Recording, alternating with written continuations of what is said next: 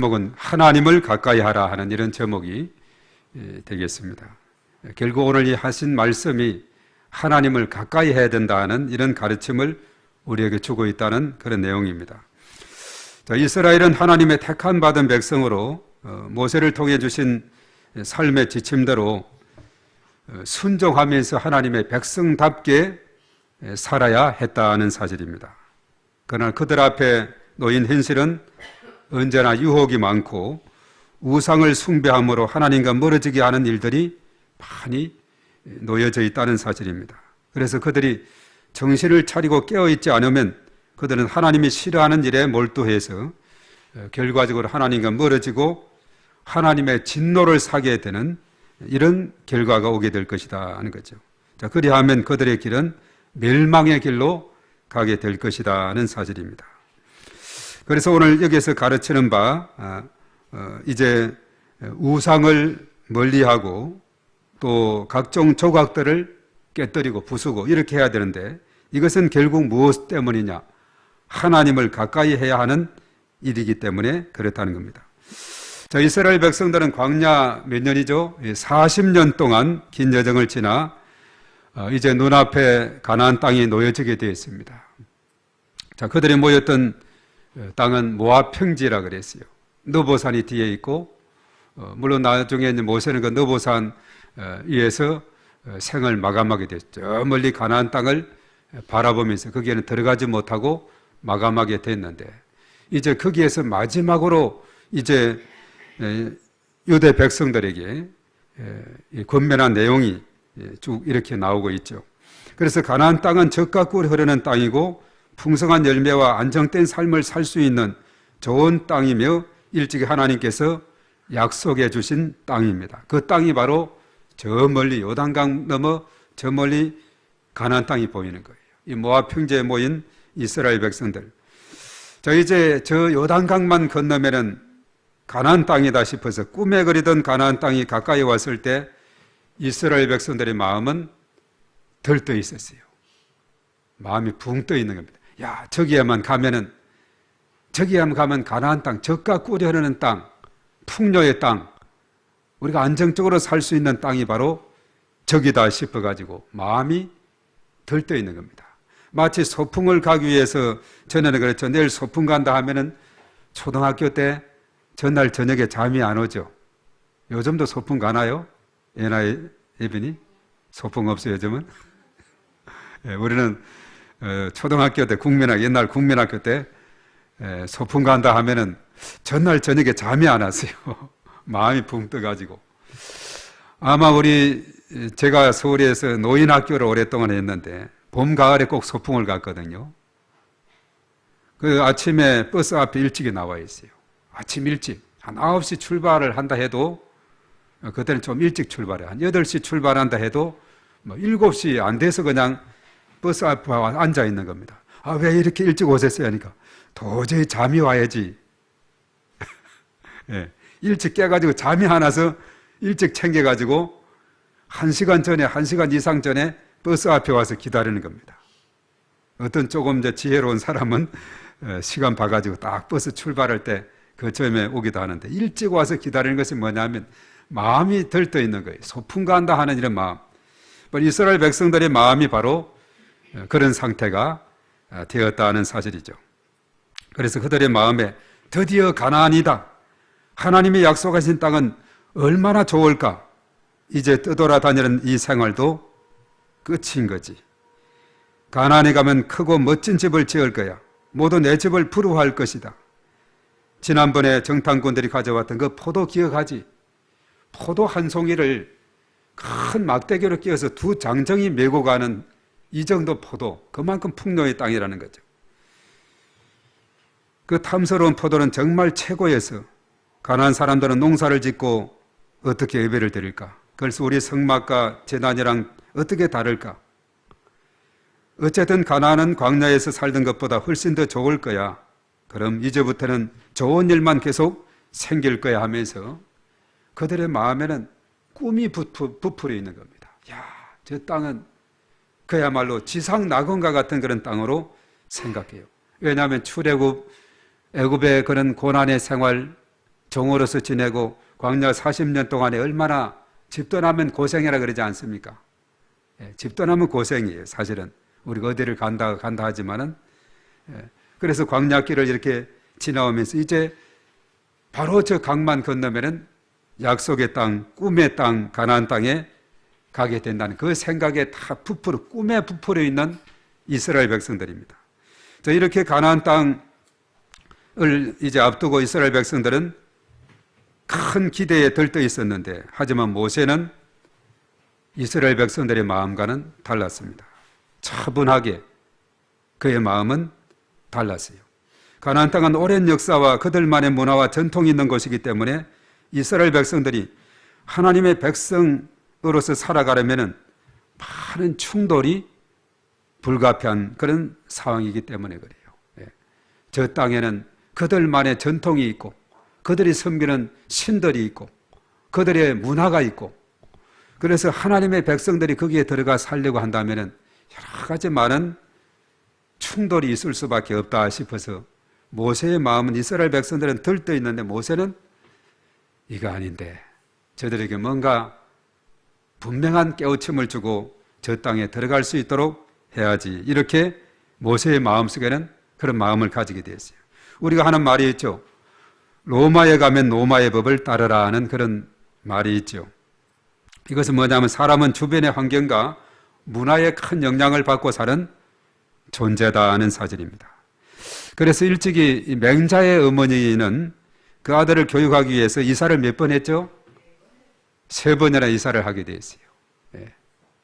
맹모 삼천 지교다 이렇게 말하죠. 그들이 살았던 처음은 어디였습니까? 공동묘지 근처였어요. 그러니까 아이들이 보는 것은 늘 아이고 아이고 하면서 초상 치르는 이런 모습을 보고 그런 놀이를 하고 있어요. 이거 아닌데 싶어가지고 또 이사를 갔는데 시장 옆으로 갔어요. 뭐 시장에 가면 도떼기 시장 있죠. 얼마나 그냥 시장은 물론 분주하고 바쁘고 장사하는 것에 아주 그냥 심취해 있어요. 그래서 아이들이 노는 것도 늘 시장 놀이하고 이렇게 하고 있어요. 맹자의 어머니는 이 아이를 훌륭한 학자로 길러야 되겠다 하는 소망이 있었거든요. 이거 아니다 싶어가지고 서당, 오늘날 학교 옆으로 이사를 가게 되어서, 그래서 늘 서당에서 하늘천 따지 이런 소리 들으면서 이제 공부에 관심을 가지고 열심히 공부하는 아이로, 그래서 자라나서 훌륭한 맹자의 그런 위치에 서게 된 것을 보게 된, 이것은 철저하게 그 어머니의 지혜, 그의 신앙 교육에 그 올바른 그런 태도가 있었기에 바로 이 맹자를 그렇게 훌륭하게 길렀다 이렇게 하는 거죠. 자, 이것은 무엇을 말하냐 하면은 사람은 환경의 영향을 또 문화의 영향을 받게 되어 있다 하는 사실입니다. 자, 오늘 이 본문의 말씀은 하나님께서 이스라엘 백성들에게 삶의 환경과 문화에 개입하는 그런 내용입니다. 하나님은 가나안 땅을 이미 약속하셨죠. 그 땅을 선물로 주어서 정복하여 차지하도록 하겠다 이렇게 말씀했어요. 하나님이 차지하도록 하겠다 하면 하는 거예요. 그 땅의 전통과 문화는 절대적으로 받아들여서는 안 된다는 겁니다. 그 땅을 차지하도록 하겠지만은 그 땅의 문화와 전통은 받아들여서는 안 된다.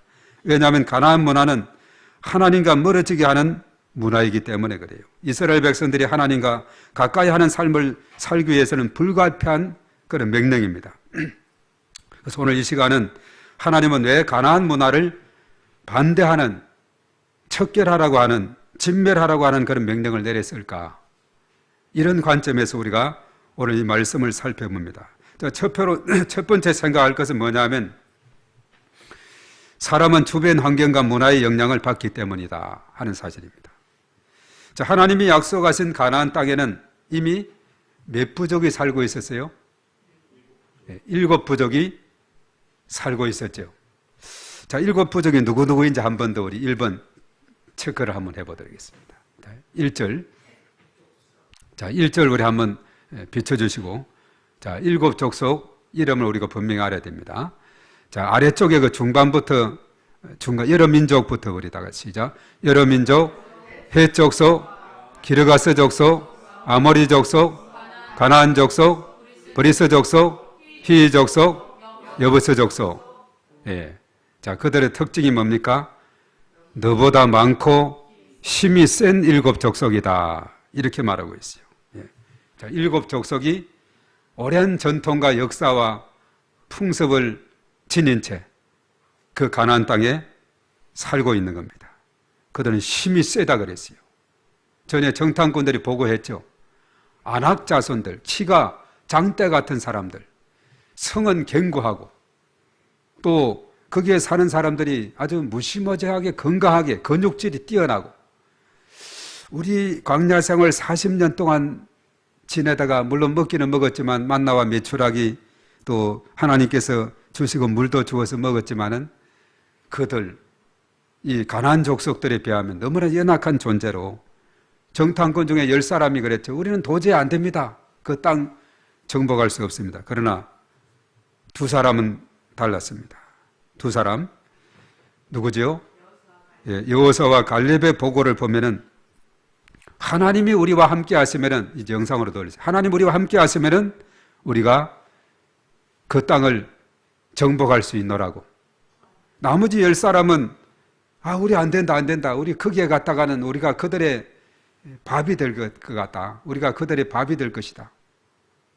우리는 그 앞에서 벌벌 떨 수밖에 없다. 도저히 불가능하다 하니까 백성들은 10사람의 말을 듣고서 아이고 큰일 났다 큰일 났다 이렇게 하고 있는데 여호수아와 갈렙이 일어나가지고 그 땅이 사실은 앞에 보고한 것과 같이 장대한 사람들이 살고 있고 견고한 성도 있고 하지만은 하나님이 함께 하시면은 우리가 그 땅을 정복할 수 있노라고 강하게 외치게 된 것을 봅니다. 사실 여호수아와 갈렙의 말이 맞게 되는 거죠. 하나님 오늘 이 말씀에도 그랬어요. 내가 그 땅을 차지하게 할 것이다. 전장은 여호와께 속했다고 말하고 있죠. 어떻게 소년 다윗이 그 거인 골리앗을 2m 90 정도 되는 거인 골리앗을 그리고 다 완전 무장해서 갑옷을 입고 큰 칼을 차고 있는 그 골리앗을 어떻게 소년 다윗이 이길 수가 있어요? 하나님이 함께 하시면 이길 수 있습니다. 갑옷을 입혀봤죠?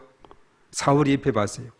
도저히 그냥 어거저거 이래가지고 무슨 싸움이 되겠어요? 안 되겠다 싶어가지고 평소에 그가 목동으로 있으면서 유리하고 잘 익숙했던 물매 그냥 다 벗어버리고 물매를 가지고 물맷돌을 가지고 딱 가면서 막 계속해서 그러죠. 골리앗이 너 나를 뭐로 보고 그 막대기 하나 들고 오느냐. 갑옷을 입고 칼을 차고 있는 골리앗이 하나님을 욕하고 다윗을 무시하는데 나는 만군의 여호와 이름으로 네게 가노라 하면서 물매를 확 돌리면서 꽝 했는데 그 물매가 어떻게 됐어요? 사울은 갑옷을 다 입었지만 얼굴까지 막으면 싸울 수가 없잖아요. 얼굴은 갑옷이 없는 거예요. 이마에 정통적으로 물매가 맞춰져서 고목처럼 꾹 넘어지게 돼서 그래서 다윗이 가서 그 골리앗의 칼을 빼가지고 목을 베어버렸습니다. 다윗이 승리한 줄로 믿습니다. 이것은 누구나 일반 사람들도 다윗과 골리앗의 싸움하면은 이것은 누구나 다 이해하고 있는 그런 사실이죠. 아무리 저 가나안 땅의 7 족속들이 골리앗 같다 할지라도 그러나 하나님이 함께 하면은 다윗이 승리한 것처럼 이스라엘 백성들도 그 땅을 차지하게 된다는 사실입니다. 오늘 분명히 하나님이 그 땅을 차지하게 할 것이다. 너희들은 진멸하라. 그런데 부탁하고 있어요. 그들과 어떤 언약도 하지 말라. 그들 불쌍히 여기지도 말라. 그리고 그들과 혼인도 하지 말아라. 이유가 있습니다. 그들이 유혹하여 이들이 여호와를 떠나고 다른 신들을 섬김으로 하나님의 진노를 사서 멸하게 될 것이 두려워서. 그래서 오늘 2절, 3절, 4절 계속해서 이 말씀을 하고 있었죠. 당시 가나안 문화는 하나님과 완전히 이배되는 문화였어요. 가나안 문화의 핵심이 뭐였습니까? 바알과 아세라 신상입니다. 가나안 사람들은 바알이 기후 변화를 통해서 풍성한 수확을 준다. 또 아세라는 바알의 아내로서 다산과 풍요를 상징하는 여신이다. 이래가지고 바알과 아세라는 서로가 결합해서 비가 내리게 함으로 그래서 그 풍요와 그리고 많은 그 부유함을 준다 하는 이런 가르침을 주고 있는 것이 바알과 아세라 신상을 섬기는 가나안 땅의 문화였고 그들의 종교였다 하는 사실입니다. 자, 이러한 가나안 종교와 문화는 이후 이 땅을 차지하게 될 이스라엘 백성들에게 큰 도전이 될 수밖에 없다는 거죠. 그러나 사실은 우리가 알고 보면은 비를 주관하고 비를 내리기도 하고 멈추기도 하는 분은 누구십니까? 하나님이시다는 거예요. 우리가 엘리야의 기도를 봤죠. 기도하자 3년 반 동안 비 오지 않고 또 기도하니 비를 내려주시는 하나님의 그 놀라운 은혜를 보게 되죠. 그래서 신명기는 이러한 문화적 종교적 충돌을 예견했던 위대한 지도자 모세의 당부의 말씀이에요. 그 당시 그림 첫 번째 그림을 보겠는데 가나안 땅에 그 바알과 아세라 그 그림을 한번 첫 번째 그림을 한번 보세요. 똑같이 반복을 하고 있는데 자, 문화로 성경 읽기라고 되어 있는데 왼쪽은 바알신 또 오른쪽 있는 것은 아세라신.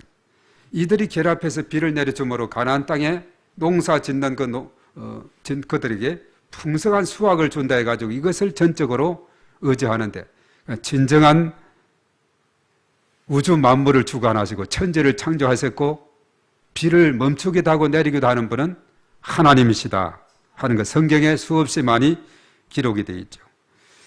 그래서 신명기는 출애굽 후에 이스라엘 백성들이 40년 동안 광야 생활을 마치고 가나안 땅을 이제 눈앞에 두고 이제 모압 평지에 진을 쳤을 때 출애굽의 놀라운 구원을 경험하지 못한 다음 세대들에게 율법을 새롭게 정리해 주신 말씀이 신명기죠.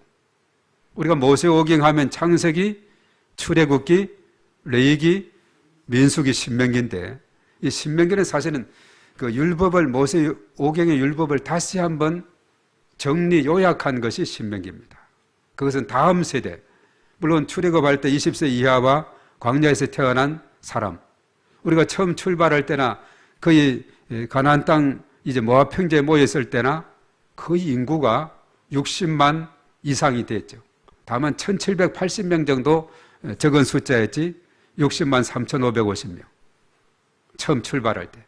그리고 그 1780명의 적은 숫자가 있은 것을 보면 광야에서 많은 사람들이 죽었지만은 1세대들은 다 죽고 여호수아와 갈렙만 가게 된다고 했듯이 다 1세대는 거의 다 죽었죠. 모세도 건너가지 못하고 느보산에서 생을 마감했다 그랬죠. 이제 다음 세대들은 이제 율법에 대해서 그리고 출애굽의 애굽에서의 고통이라든가 이런 것이 제대로 잘 깨닫지 못하는 세대입니다. 이런 세대, 다음 세대들에게 이제 가나안 땅에 들어가면 살아야 될 삶의 지침을 바로 율법을 요약해서 가르친 것이 신명기죠. 모세가 설교를 통해서 모압 평지에서 가르친 겁니다. 그 핵심적인 내용이 뭐냐 하면 하나님을 사랑해라, 또 이웃을 사랑해라. 신명기 요약하면 이것이 나오고 있어요. 하나님 사랑, 이웃 사랑. 이것이 뭡니까? 율법의 요약이고 10계명 1에서 사는 하나님과의 관계, 하나님 사랑, 5에서 10은 이웃과의 관계, 이웃 사랑. 율법의 핵심이죠. 그래서 율법의 핵심은 뭐냐면 하나님을 사랑하고 이웃을 사랑해야 된다 하는 이런 내용입니다. 자, 이 모세는 가나안 땅을 내려다보면서 그 땅에 들어갈 다음 세대들에게 미지의 땅에서 새로운 도전을 줍니다. 가나안 땅에 좀 전에 말했죠. 바알과 아세라로 대표되는 우상들을 중심으로 한 농경 문화를 이제 형성하고 있는데 유일신 신앙을 가진 이스라엘이 그곳에 들어가서 살 때 종교적으로 또 문화적으로 충돌은 불가피한 상황이다 하는 사실입니다. 그래서 가나안 땅에 살고 있던 7 족속은 수적으로도 많고 이스라엘보다도 더 훨씬 강한 민족이라 그랬죠. 이스라엘 자신들보다도 우세한 족속들의 풍요를 가져다주는 우상과 문화에 유혹될 가능성은 언제나 있는 겁니다. 강한 마음으로 맞서지 않으면 가나안 문화에 그대로 동화되어서 하나님의 백성으로서의 이스라엘은 사라질 위험에 처할 수밖에 없을 것이다. 그 문화에 동화되어서 하나님의 백성의 그 정체성은 완전히 잃어버리게 된다는, 그리고 하나님께서 진노해서 이 백성들을 멸할 것이라는 사실이죠. 자, 이런 가운데서 언약도 말고 그들을 진멸해버리고 혼인도 맺지 말아라 이렇게 말하고 있어요. 자, 이 문화는 삶에 직접적으로 영향을 미칠 수밖에 없습니다. 이번에 제가 이 북유럽의 네 나라를 쭉 갔다 왔을 때 가장 첫 번째, 물론 핀란드를 가장 먼저 갔지만 바로 비행기 타고 덴마크 코펜하겐으로 가게 되는데, 코펜하겐, 노르웨이, 스웨덴, 핀란드로 해서 다시 돌아왔는데, 첫 번째 이제 도착해서 보았던 그 도시는 사실은 덴마크의 코펜하겐입니다. 자, 거기에 가보니까 마치 동성애 축제가 8월 12일에서 22일 사이, 제가 그 코펜하겐에 도착했을 때 8월 19일이었거든요. 그러니까 12일에서 22일 사이에 동성애 축제가 대대적으로 일어나는데, 그래서 그들을 상징하고 그들을 지지하는 깃발이 뭡니까? 무지개죠. 빨주, 노초, 파남보. 그 무지개 깃발. 그림을 한번 두 번째부터 한번 보겠어요. 자, 관공서 같은 데도 보면은 저런 것으로 아주 도배를 해냈어요. 저 꼭대기에는 깃발을 그렇게 태극기처럼 달아놓고 저런 벽에다가 저렇게 빨주, 노초, 파남보. 동성애를 지지한다, 우리는. 이런 의미죠. 그 다음 글에 한번 볼까요? 자, 저기에 보면 이제 오거스트, 8월 달이죠. 12에서 22, 열흘 동안에 동성애 축제는, 우리도 보면 뭐 서울 광장이라든가 또 대구, 부산 또 어떤 이런 지역에서 동성애 축제한다, 또 한편은 반대 집회도 하고 그렇게 하는데, 이게 아주 이 코펜하겐의 번화가입니다. 아주 세븐일레븐, 세계적으로 우리나라도 있죠. 한번 보세요. 그냥 빨주노초 파남보 도배를 해놨어요. 그 풍선을 해가지고 다 이렇게 하고 그냥 저런 것을 옷으로도 두르고, 아주 저 붐비는 그 코펜하겐의 아주 번화가 도로거든요. 그 다음 그림을 한번 보겠어요. 자, 여기서 보면 이제 버거킹에서도 그 앞에 보면은 여러 가지 풍선 꾸러미를 해가지고 또 빨주노초 파남보 하는 그것이 있죠. 이런 것이 이제 그게 많이 이렇게 되어 있습니다. 그리고 그 다음 그림 한번 보겠어요. 그 앞에 공원에 이제 차를 지나가면서 옆에서 찍었는데 동성애자들입니다. 쟤들이 그냥 다 그 빨주노초 파남보 이 띠를 저렇게 하고 뭐 이런 것이 쭉 널려 있어요. 뭐 이렇게 쭉 널려 있는 이런 장면들이 나오고 있는 것을 봅니다. 그리고 이제 마지막으로 보겠어요. 이것은 세로로 찍어서 눕혀 있는데, 이것은 이제 크루즈 배거든요. 크루즈 배. 맨 위쪽에 뭐가 있죠? 바로 세우면 맨 위쪽에 뭐가 있어요? 깃발이 돼 있죠. 사실 우리가 이 배를 타고 이제 코펜하겐에서 노르웨이 오슬로로 밤새도록 가는 겁니다. 오후에 타가지고 거기서 저녁 먹고 그 면세점도 있고, 저기에 길이가 한 170m, 그리고 이제 1,800명이 탈 수 있고 한 700 이상 객실이 있는 그런 이 뒤쪽에서만 찍어서 그랬는데, 옆에서 보면 어마어마하게 이렇게 높은 한 10층 정도 이렇게 돼요. 우리가 9층을 그때 배정을 받았는데, 거기에도 보면 깃발이 저렇게 되어 있습니다. 오후에 타가지고 밤새도록 가고, 그리고 아침 되면은 오슬로에 이제 내려서, 그 오슬로가 이제 코펜하겐 노르웨이의 수도지요. 이렇게 가는 것. 거기에도 보면 저렇게 되어 있을 정도로 오로지 그냥 이 덴마크는 보면은 유럽 지역이 사실 덴마크뿐만 아니라 이런 상황이 많이 벌어요. 물론 다른 세 나라는 이런 것이 별로 볼 수 없었는데, 이 덴마크는 이런 축제 기간이 돼가지고 이런 모습을 보게 되었습니다. 이제 이것은 왜 그런가 하면은 유럽 지역은 성소수자에 대한 인정으로 동성애에 대해서 일반화되어 있는 이런 분위기인 것을 봅니다. 그래서 지난번에 그랬다가 8월 달에 바로 영국의 팝 가수들이 말레이시아에서 공연 문제가 심각하게 대두가 됐다 그랬죠.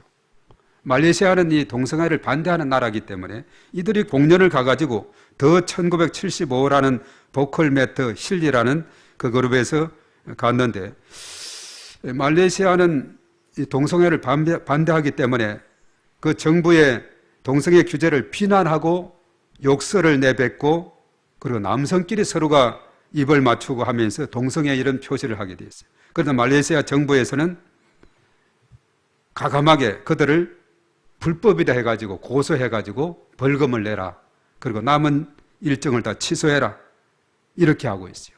동성애 일은 유럽에서는 일반화됐지만 그러나 이 말레이시아 같은 나라에서는 아주 완강하게 이것은 불법이다 해가지고 반대를 하고 있는, 이것이 바로 문화 충돌이거든요. 그래서 그들이 공연하다 쫓겨나 버렸어요. 다음 일정도 다 없애버리고. 우리나라도 자꾸 들어와서 축제를 허용하고 자꾸 이렇게 국회에서 법을 만들려고도 하고, 이게 서양의 그것이 점점 이렇게 파고드는 그런 가운데 있어요. 그래서 말레이시아는 어떤 면에 보면은 그 이슬람 국가인데 아주 단호하게 막는 거, 이것은 참 잘하는 그런 것 같아요. 성경적으로 보면 동성애에 대한 것은 불법이고 이것은 큰 죄악이다. 로마서를 비롯해서 많은 곳에서 언급을 했죠. 이것이 바로 문화의 충돌이 되고 있다는 사실입니다. 그래서 가나안 땅에 들어가면 그들의 악한 영향력을 명심하고 버릴 것과 피할 것을 구분해서 살아야 된다. 이것을 가르치고 있죠. 우리가 이제 두 번째로 생각할 것은 뭐냐? 하나님은 아담에게 주신 다스릴 사명이 있기 때문에 그랬습니다. 아담에게 복 주시고 그리고 다스리라고 창세기 1장 28절에 명령을 내렸죠. 그래서 악한 우상 문화의 그런 척결, 이것이 바로 중요한 사항입니다. 그래서 오늘 5절과 6절의 말씀에 어떻게 하라고 했는가? 그게 분명히 나오고 있죠. 우상 문화는 어떻게 해야 되는가? 자, 5절 한번 보겠습니다. 다 같이 시작. 오직 너희가 그들에게 행할 것은 이러하니 그들의 제단을 헐며 주상을 깨뜨리며 아세라 목상을 찍으며 조각한 우상들을 불사를 것이니라. 너희는 여호와 네 하나님의 성민이라. 네 하나님 여호와께서 지상 만민 중에서 너를 자기 기업의 백성으로 택하셨나니. 예. 자, 그들의 제단을 흘러버리고 주상을 깨뜨리라, 찍어라, 조각한 우상들을 불살라라, 이렇게 말씀을 하고 있죠. 자, 이것이 바로 다스리고 또 통치할 수 있는 그런 권한을 주었기 때문에 그런 것이죠. 자, 하나님이 이스라엘을 택한 것은 우리 오늘 말씀에서 나와 있습니다만은 왜 택하세요? 그들이 뛰어납니까? 숫자가 많습니까? 그러지 않아요. 그 다음에 우리 한번 8절을 한번 볼까요? 넘어가서. 자, 7절부터 한번 보겠습니다. 7절. 그들이 다 같이 시작. 여호와께서 너희를 기뻐하시고 너희를 택하심은 너희가 다른 민족보다 수요가 많기 때문이 아니니라. 너희는 오히려 모든 민족 중에 가장 적으니라. 8절에 여호와께서 다만 너희를 사랑하심으로 말미암아 또는 너희의 조상들에게 하신 맹세를 지키려 하심으로 말미암아 자기의 권능의 손으로 너희를 인도하여 내시되 너희를 거종되었던 집에서 애굽 왕 바로의 손에서 속량하셨나니. 예. 자, 이스라엘이 하나님의 백성으로 택함 받은 것은 자신들이 수가 많거나 뛰어났거나 이것이 아니에요. 그저 하나님이 사랑하시기 때문에. 저와 여러분들도 모두 하나님의 사랑과 은혜로 구원을 받게 된 줄 믿습니다.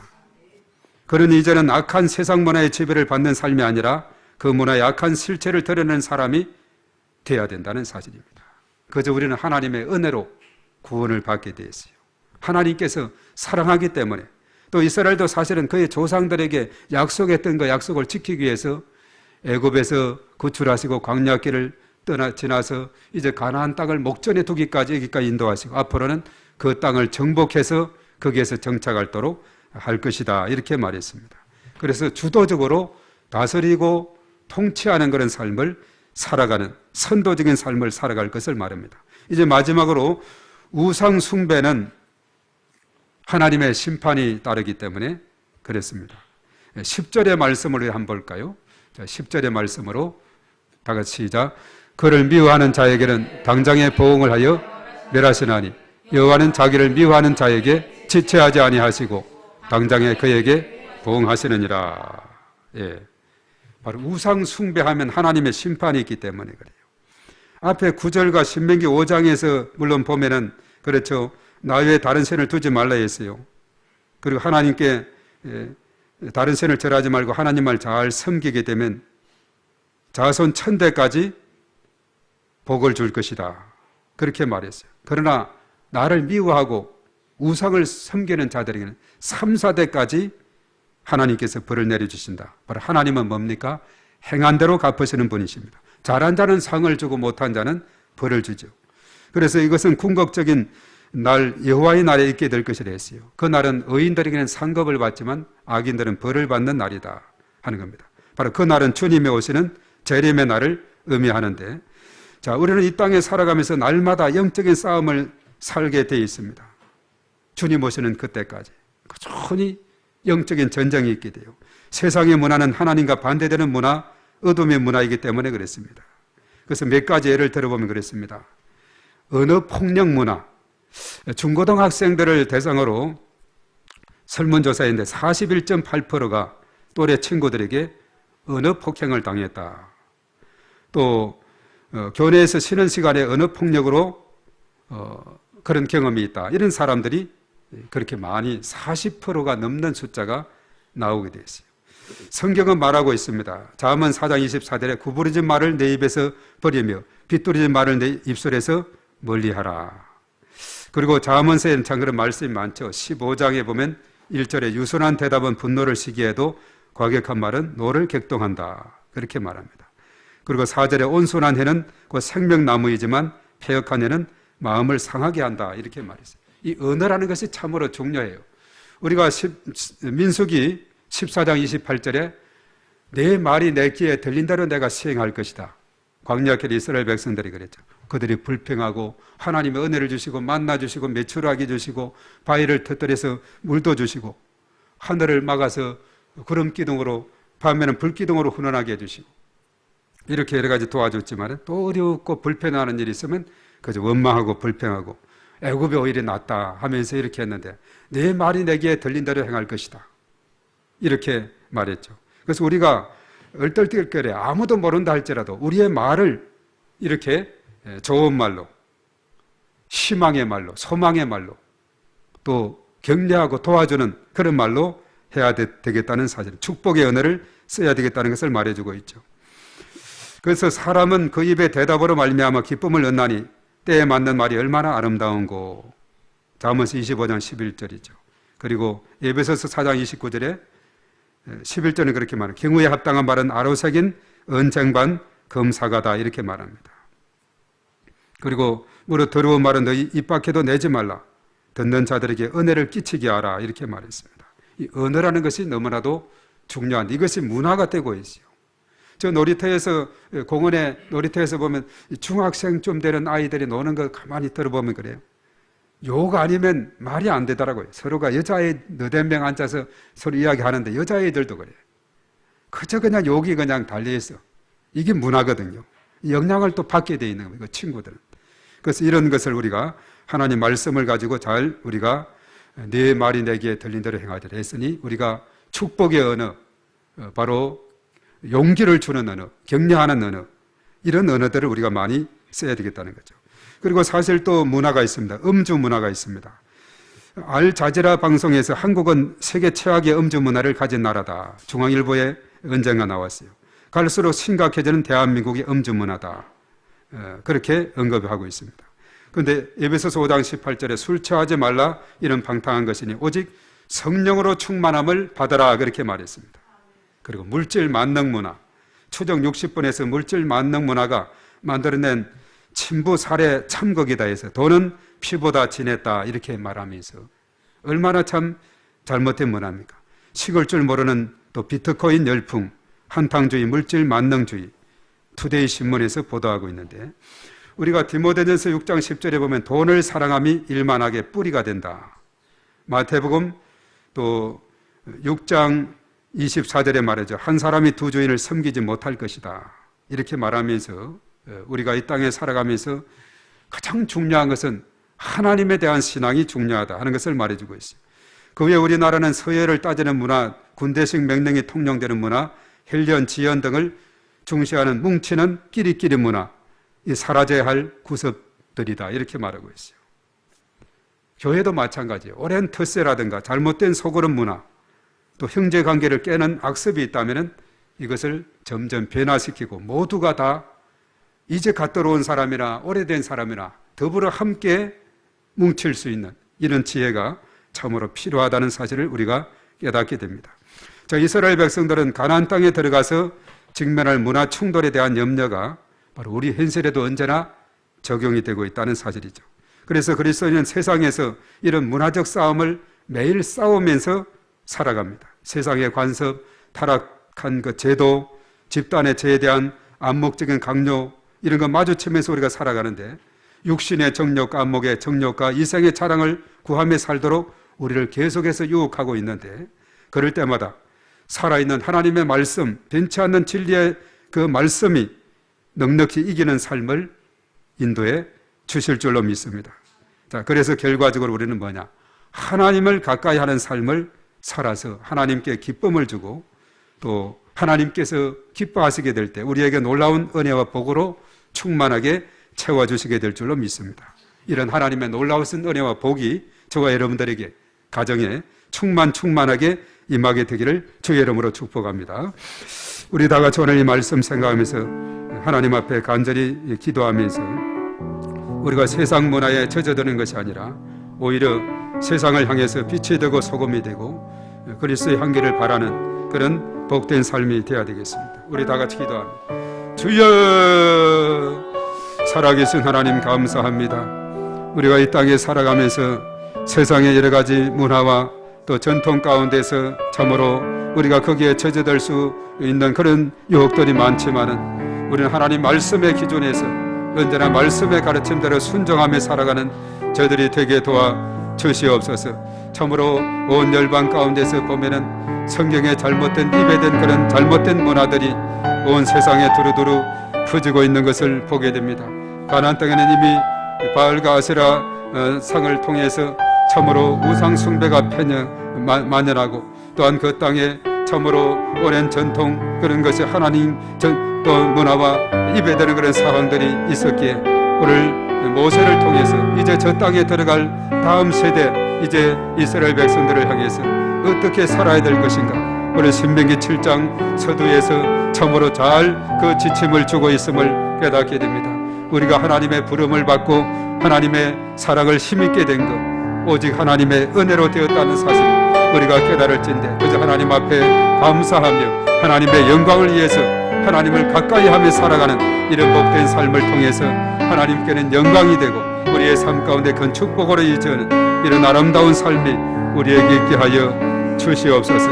이 시간도 저희 일일이 함께 하시고 성령으로 충만하게 은혜를 더하여 주시옵소서. 주님을 찬양합니다. 주님 도와 주시옵소서. 주님 감사합니다. 우리가 하나님을 가까이 하는 삶이 오히려 세상의 우상과 문화를 멀리하는 삶이 되는 줄로 믿사오니, 또 하나님을 더 가까이 하는 삶을 통해서 하나님께 영광 돌리고 하나님 사랑, 이웃 사랑을 실천하며 살아가는 저희 모두가 되게 하여 주시옵소서. 예수님의 이름으로 기도하옵나이다. 아멘.